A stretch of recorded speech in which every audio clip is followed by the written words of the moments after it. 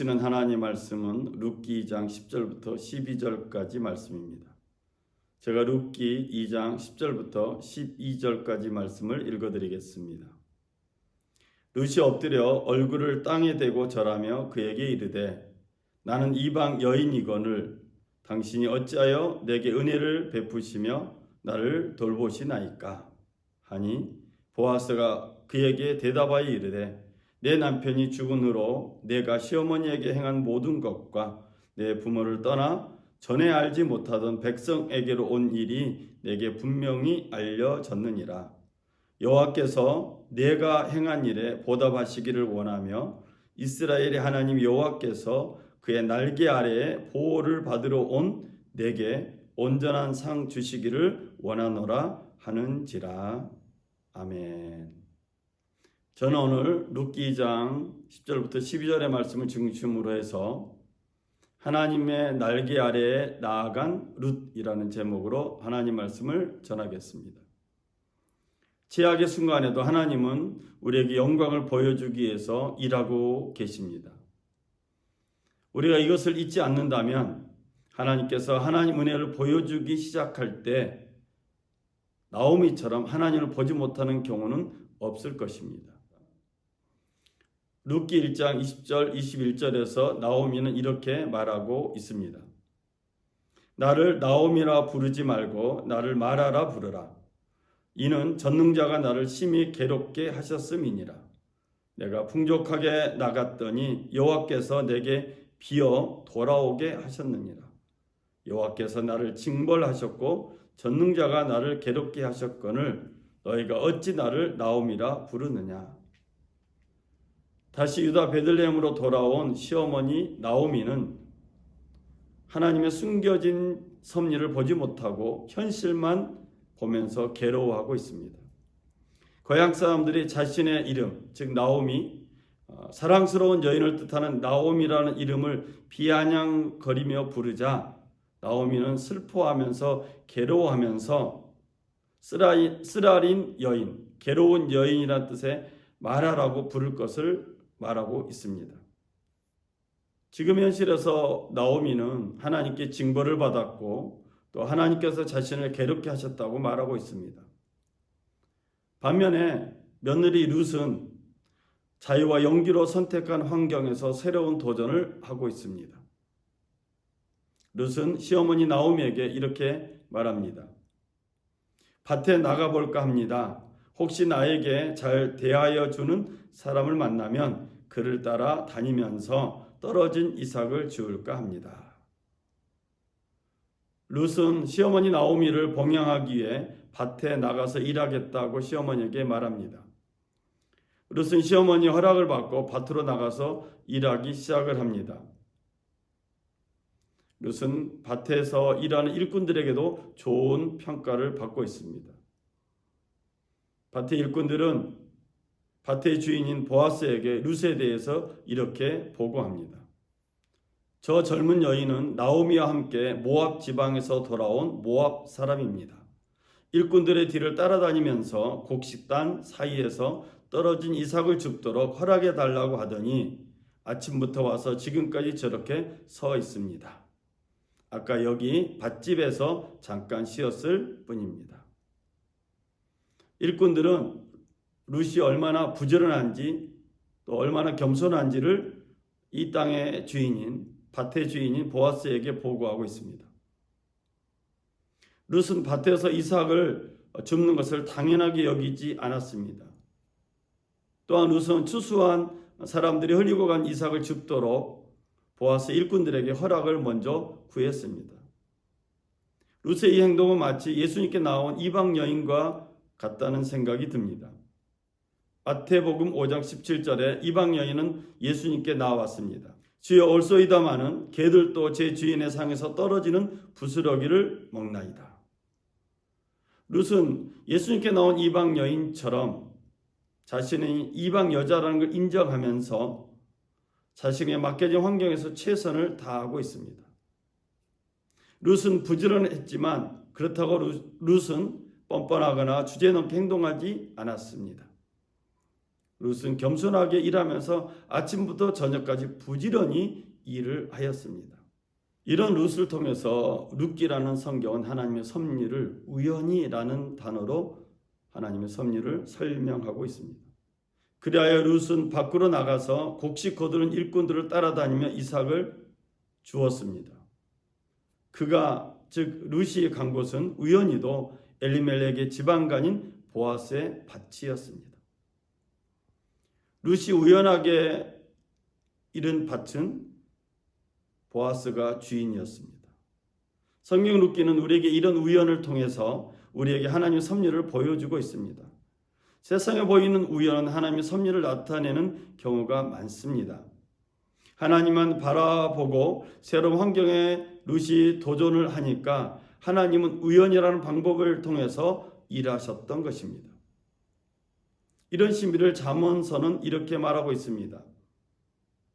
사람의 발걸음은 주님으로 말미암은 것이니라. 사람이 어찌 자기의 길을 알 수 있겠느냐. 일을 마치고 돌아온 저녁에 룻은 시어머니 나오미에게 자기가 일한 밭의 주인이 보아스라고 말합니다. 하나님의 섭리를 모르고 있던 나오미는 깜짝 놀랐을 것입니다. 나오미는 절망 속에서 보이지 않았던 하나님의 손길을 보았습니다. 시어머니 나오미는 비로소 하나님의 섭리를 발견하고서 룻에게 이렇게 말합니다. 그는 틀림없이 주님께 복받을 사람이다. 그 사람은 먼저 세상을 뜬 우리 식구들에게도 자비를 베풀더니 살아있는 우리에게도 한결같이 자비를 베푸는구나. 그 사람은 우리와 가까운 사이다. 그는 지방간으로서 우리를 맡아야 할 사람이다. 우리의 머리카락 하나 세심바 되신 하나님은 이처럼 우리의 믿음의 상태와 상관없이 일하고 계셨던 것입니다. 룻기 2장에서 가장 중요한 본문은 룻이 보아스에게 던진 질문에 있습니다. 그래서 룻이 보아스에게 던지는 질문은 매우 의미심장한 내용을 담고 있습니다. 룻기 2장 10절에 보면 그러자 룻은 엎드려 이마를 땅에 대고 절을 하면서 보아스에게 말하였다. 저는 한낱 이방 여자일 뿐인데 어찌하여 저 같은 것을 이렇게까지 잘 보살피고 생각하여 주십니까? 룻의 입장에서 보면 보아스의 행동이 이해가 되지 않습니다. 하지만 룻은 보아스의 은혜를 입었고 이로 인해서 룻은 더 겸손해진 것 같습니다. 은혜를 입은 사람은 은혜를 입을수록 겸손해지듯이 룻은 겸손해져 있습니다. 왜냐하면 자신이 은혜를 받을 수 있는 자격이 있다고 생각하지 않았기 때문에, 즉 자신이 은혜를 받을 만한 자격이 없다고 생각했기 때문에 자신에게 주어진 은혜에 감격하고 더욱 겸손해진 것입니다. 은혜를 경험한 룻은 보아스에게 이렇게 말하는 것입니다. 내가 이방 여자인데 보아스 당신은 어찌하여 이방 여자인 나에게 은혜를 베풀고 이렇게 나를 잘 돌보십니까? 라고 묻는 것입니다. 보아스는 이 룻의 질문에 대해서 이 은혜에는 아무런 조건이 없다고는 말하지 않습니다. 보아스의 답변을 들으면 다음과 같습니다. 남편을 잃은 뒤에 댁이 시어머니에게 어떻게 하였는지를 자세히 들어서 다 알고 있어. 댁은 친정 아버지 어머니를 떠나고 태어난 땅을 떠나서 엊그제까지만 해도 알지 못하던 다른 백성에게로 오지 않았소? 우리는 보아스의 답변을 통해서 이런 생각이 들게 됩니다. 혹시 시어머니 나오미에 대한 사랑이 룻이 보아스와 하나님의 호의를 얻기 위한 수단은 아니었을까 하는 생각이 듭니다. 더 나아가서 하나님의 은혜를 인간의 노력으로 얻게 된다고 룻기는 우리에게 말하고 있는 것은 아닐까 하는 생각이 듭니다.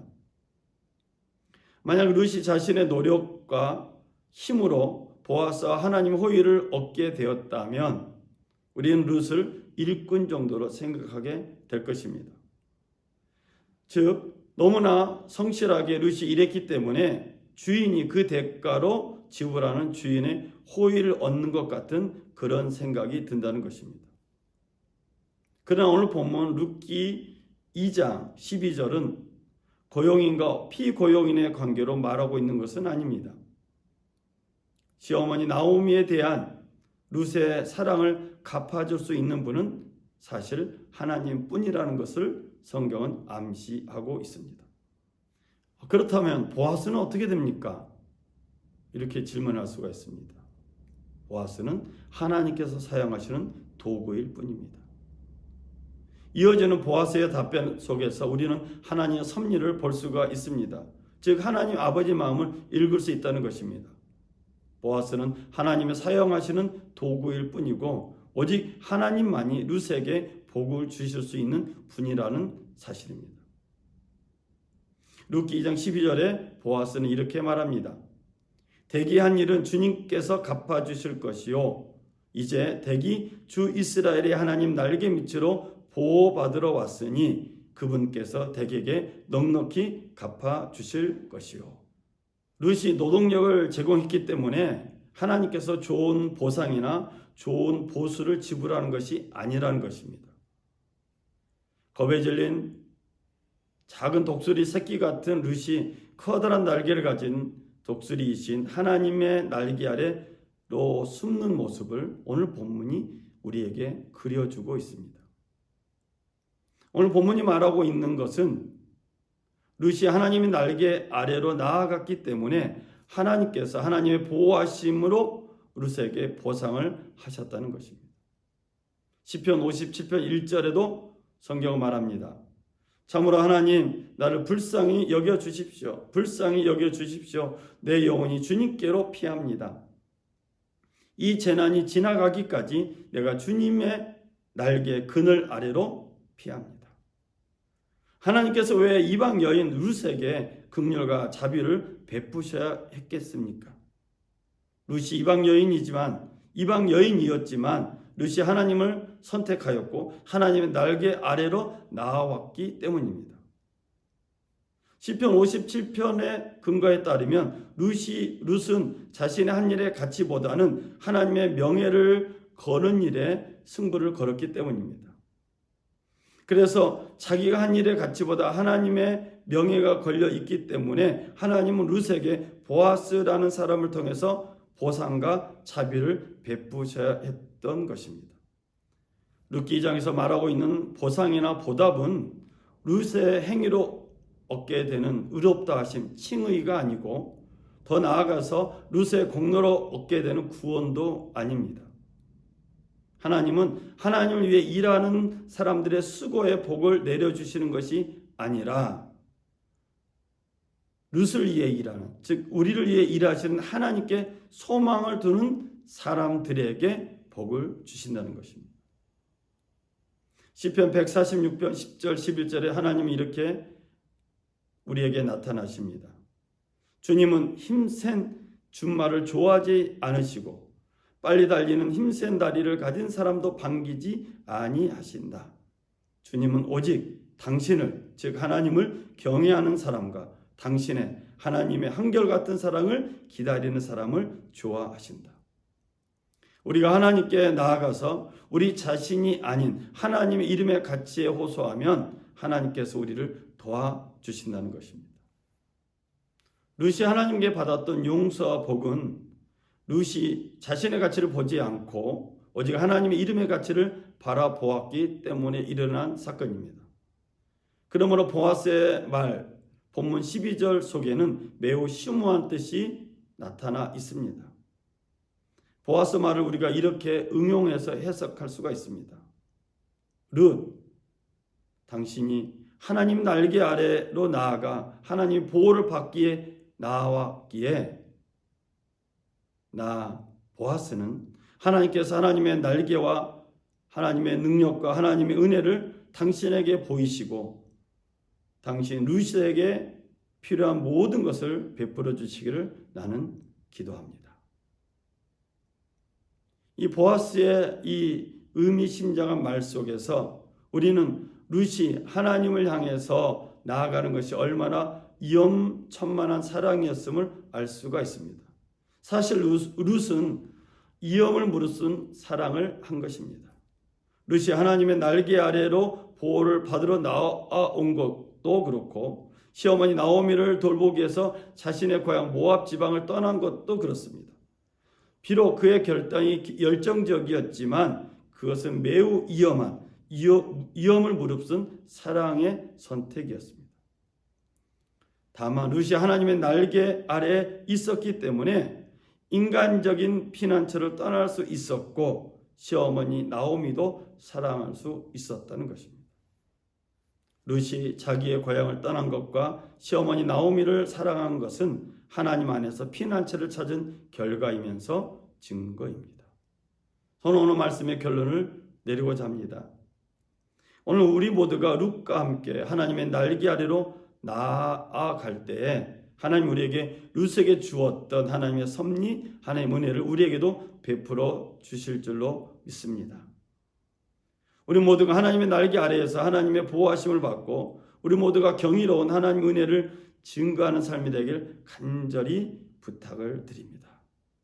이번 한 주간도 하나님의 날개 아래 나아감으로 하나님의 경이로운 사건을 경험하는 저와 여러분 되시기를 주의 이름으로 축원을 드립니다. 기도하겠습니다. 사랑의 주 하나님 아버지, 룻의 사건을 통해서 하나님의 날개 아래로 나아가는 룻의 모습을 통해서 하나님의 섭리를 발견하게 하시고 하나님의 역사를 보게 하심을 감사합니다. 오늘 영상으로 예배드리는 모든 믿음의 가족들과 평화의 가족들이 이제는 하나님의 날개 아래 나아가는 결단을 하게 하시고 하나님의 날개 아래로 피난처를 삼아서 하나님이 주시는 복을 누리는 모든 믿음의 가족들 되게 하여 주옵소서. 우리의 삶 속에 하나님 이름의 가치를 높임을 통해서 하나님 홀로 영광받아 주옵소서. 우리 예배와 예물과 모든 걸 받으시고 날마다 우리와 동행하여 주신 주님께 감사드리며 우리 주 예수 그리스도 이름으로 기도드렸습니다. 아멘. 이상으로 주일 예배를 마쳤습니다. 우리 하나님께 영광의 박수 올리겠습니다. 감사합니다.